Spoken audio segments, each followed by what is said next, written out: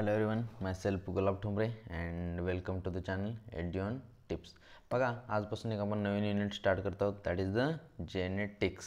Okay, जो सगळ्यांचा म्हणजे एकदम हेडॅक असतो. ओके, आय होप की आपल्या लेक्चर सिरीजनंतर तो तुम्हाला हेडॅक राहणार नाही आणि एकदम परफेक्ट असा तुमच्या डोक्यात सेट होईल. Okay, let start.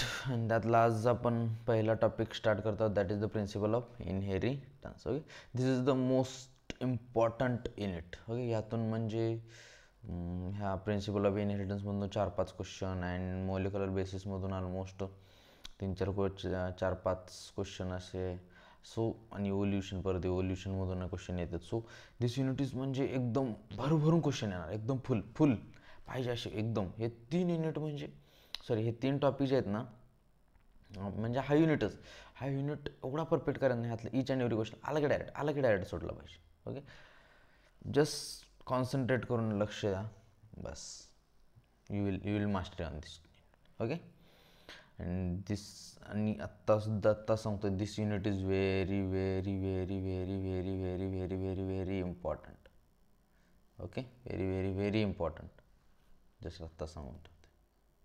Okay, so let's start our today's first topic, that is the principle of inheritance and variation.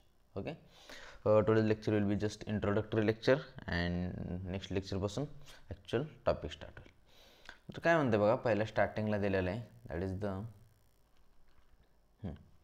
have you ever wondered why an elephant gives birth to only a baby elephant, not other animal?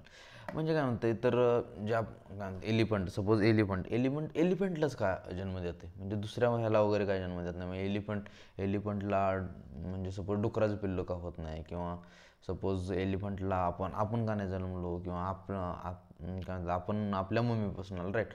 आपल्या मम्मीपासून म्हणजे आपण आपल्या मम्मीपासूनच कसं काय आलो.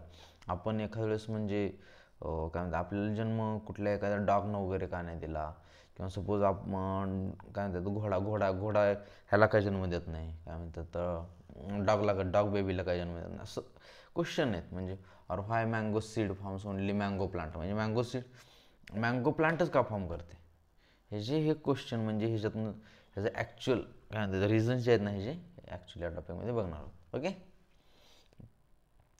Yes, have you ever wondered why siblings sometimes look like, म्हणजे काही जे भाऊ बहीण वगैरे असते ते एकदम एकमेकांसारखे काय दिसते, हे सगळं समटाईम्स इवन सो डिफरंट, म्हणजे काही वेळेस एकदम वेगवेगळे सुद्धा दिसतात. हे जे काही रिझन्स आहेत ना, त्या रिझन या लेक्चरमध्ये आपण म्हणजे या टॉपिकमध्ये बघणार आहोत.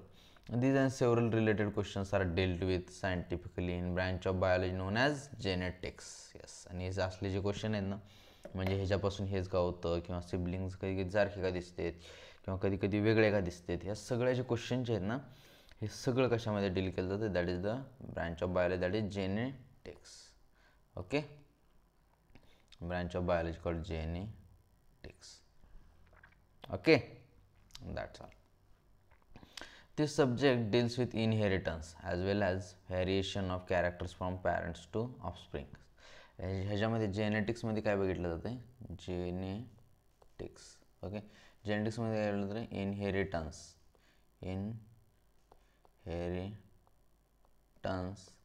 And variation. Inheritance and variation म्हणजे तर व्हॅरिएशन म्हणजे सपोज 2 सिबलिंग्स, 2 भाऊ बहीण आहेत, ते वेगवेगळे दिसतात, दॅट द व्हॅरिएशन म्हणजे वेगळं. इनहेरिटन्स म्हणजे काय, inheritance is the process by which characters are passed on from one parent to progeny. म्हणजे काय म्हणतं आहे, पॅरेंट्सपासून प्रोजेनीमध्ये जे कॅरेक्टर जातात, पॅरेंट्स टू प्रोजेनीचे कॅरेक्टर्स पास होतात, that is called as inheritance. Okay, CHER. Okay, characters जे पॅरेंट्सपासून प्रोजेनीमध्ये जातात ना, that is called as a process, that process is called as a genetics. Okay, it is the basis of heredity.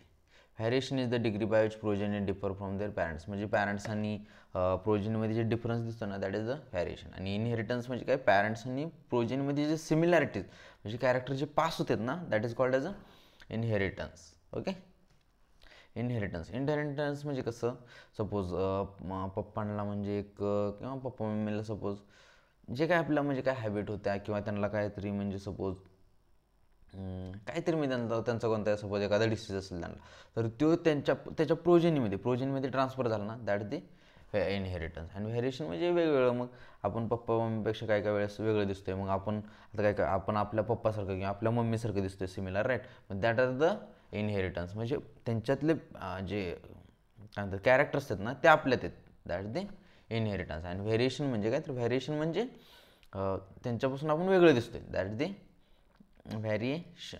Okay. Human knew from early as 8,000 ते 1,000 BC that one of the variation was hidden sexual reproduction. ह्युमनला माहिती आहे almost 10 BC पासून की काहीतरी sexual रिप्रोडक्शनमध्ये काहीतरी असं दडलेलं आहे की ज्यामुळं असं व्हॅरिएशन कॉज होतं आहे. ओके. आपल्याला माहिती आहे. मग they exploited variation that were naturally present in wild population of plants and animals, selectively breed and select organism that possessed desirable characters. Okay. For example, through artificial selection and domestication from ancestral wild cows, we have well-known Indian breed now Sahiwal cows in Punjab. म्हणजे काय केलं माहिती आहे का, wild काऊज होता ना, wild काऊज हे केलं काय म्हणतात सेलेक्ट डोमेस्टिकेशन ॲन्सेस्ट्रल वाईल्ड काऊजपासून आता सध्याचे आपल्याकडं Sahiwal cows in Punjab. Okay. We must however recognize that our ancestors knew about their inheritance and characters variation. They had very little idea about scientific basis of this phenomena. त्यांना सायंटिफिकबद्दल थोडंसं कमी idea होती. Okay. आजच्या लेक्चरमध्ये बघायसारखं एवढंच होतं. That is the inheritance. म्हणजे काय, इनहेरिटन्स म्हणजे पॅरेंट्समधून जे प्रोजेनमध्ये कॅरेक्टर्स पास होतात. आणि व्हॅरिएशन म्हणजे काय, तर व्हॅरिएशन इज द आपल्यामध्ये आणि जे ते किंवा पॅरेंट्समध्ये आणि प्रोजेनमध्ये जे डिफरन्सेस दिसतात ना, दॅट इज व्हॅरिएशन. ओके. आणि Sahiwal cows in Punjab. Okay. That's it. And आत्ता परत एकदा सांगतो की this unit, genetics unit is so much important. So please be focused, don't try to distract. And अजून खरंच भरभरून क्वेश्चन येतात. Okay. Thank you so much. Bye bye.